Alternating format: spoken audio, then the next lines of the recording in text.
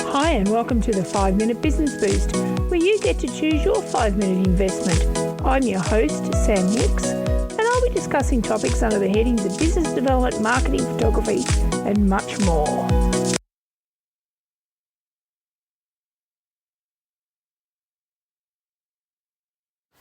Today on the 5-Minute Business Boost, we're going to talk about exit planning. So every small business owner dreams of building something enduring, serving customers, building a team and making a real difference in the community. But what happens when you're ready for the next chapter, whether you're considering retirement, a new venture, or simply feel it's time to hand over the reins? Having a clear exit plan is crucial. Yet too many small business owners put it off exit planning until it's almost too late. You know, they're risking not only the value they've built, but the stability of their teams, families, local economies, etc. In Australia, as the population ages, planning for a smooth transition of leadership or ownership isn't just nice to have, it's really a big must. And it is a big deal. So let's demystify small business exit planning.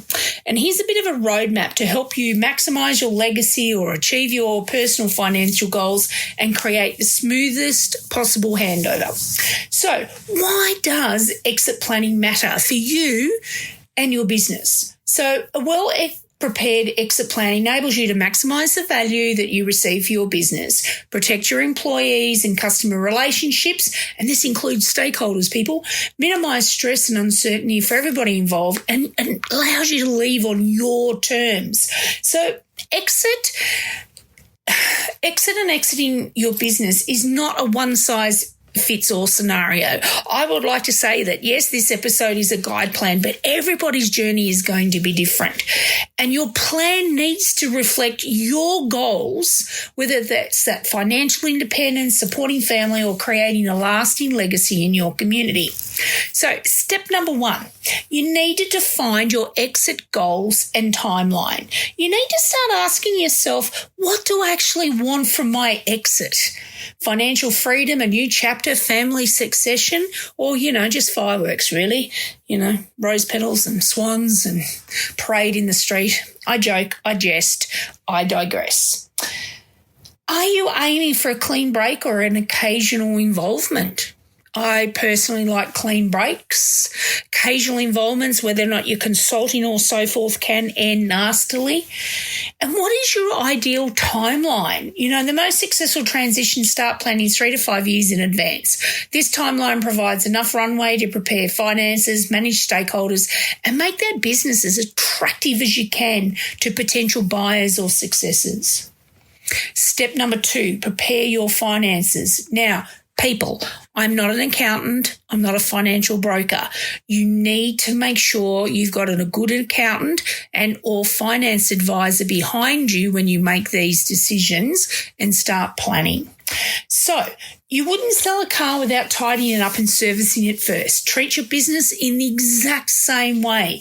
Clean up your financial records, eliminate unnecessary expenses, resolve any outstanding debts, and separate personal and business accounts. I know it's a bit tricky, especially us sole traders out there.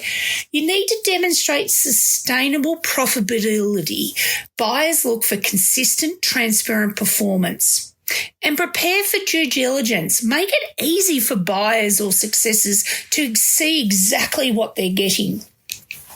Step number 3, you need to be able to determine your business value. So this is really understanding your business worth, and it's fundamental to this whole process. So you're going to need to get a professional evaluation. An accountant or a business broker can help you assess your market value. They might even refer you on to somebody to do it, but they will cover things like assets, goodwill, intellectual property, and the value of future profits. Don't rely on ballpark figures. You need to have that third-party objective advice. It's a must. Online tools, there's platforms like business.gov.au which offer guides and tools to help you understand valuation methods. So you need to do your research, people. You need to have a look around and understand the terminology. Number 4, you need to explore your exit options. There's more than one way to pass the baton. Here are the most common methods for small micro businesses in Victoria and indeed Australia.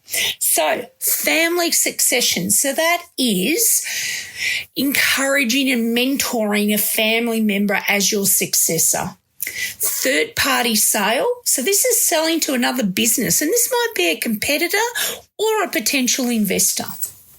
Management or staff buyout. There might be some employees or key managers who have been looking to take their journey as part of the brand to that next level by ownership. There might be a merger on the horizons, and that's really about combining with another business for a shared value. Liquidation, and might be just shutting down operations and selling off the assets. A last resort, but sometimes the best option for certain circumstances. And an IPO, rare for small businesses but worth a mention. You need to discuss each route's pros and cons with a trusted advisor before making decisions. Your business structure, ambitions and family dynamics should drive this step. Number 5, or step 5, you need to strengthen your business attractiveness. So this is about, washing and waxing the car, if we use the car as that methodology. So what makes your business attractive to buyers or successors?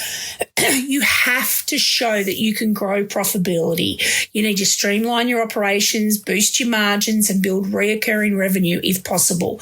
You need to document key systems and relationships, reduce a reliance on yourself by documenting procedures, key supplier and customer relationships in an all know-how. A business that runs smoothly without you is worth more and less risky. Build an independent management team. If possible, develop leaders who can step up, whether you're selling to staff or simply wanting to inspire or buyer confidence. And you need to create a bit of an information memorandum. So this is a professional document summarising your business's strengths, financials and future potential.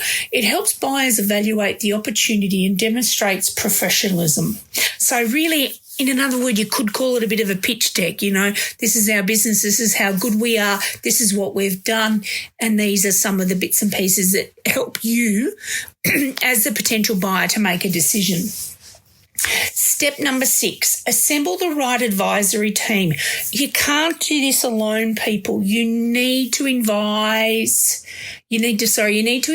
advisors early. So this is your accountant, your financial planner, a lawyer, and business brokers, if it's come to that, who can help navigate the complexity and protect your interests. They're going to spot pitfalls, they're going to raise red flags, they're going to negotiate on your behalf, and insurance compliance with tax and legal obligations is all tickety-boo and all covered.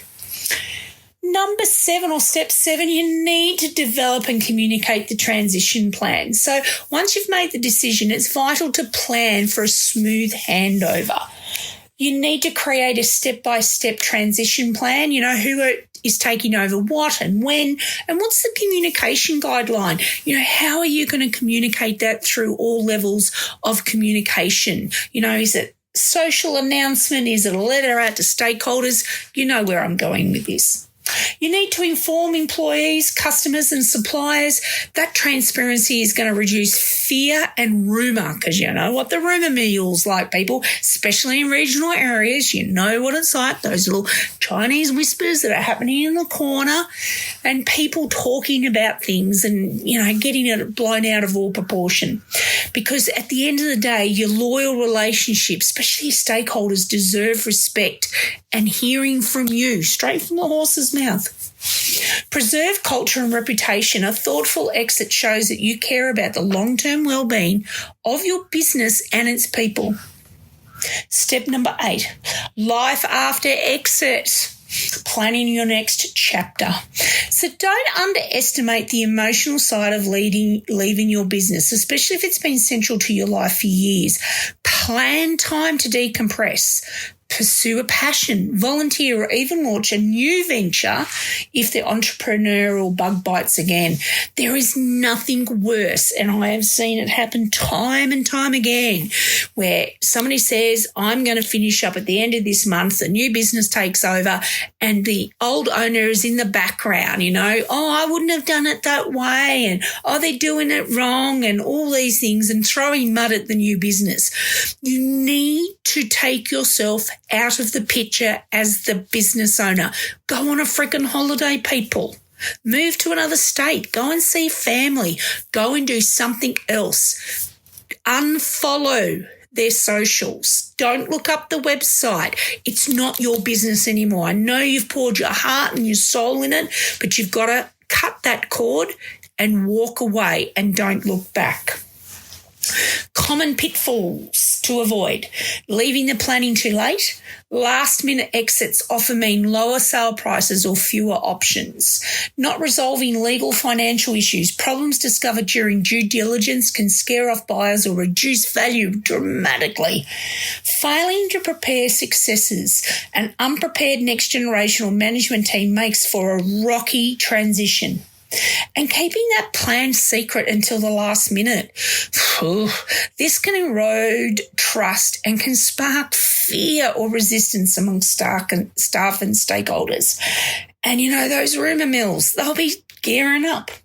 So, in finishing up this episode, exit planning is just not a financial exercise. It's about legacy, relationships, stakeholders, and peace of mind.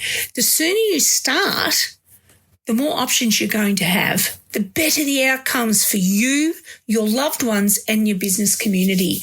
And if you're thinking about your exit, whether now or someday, start by having a conversation with your advisors and your family or trusted mentor.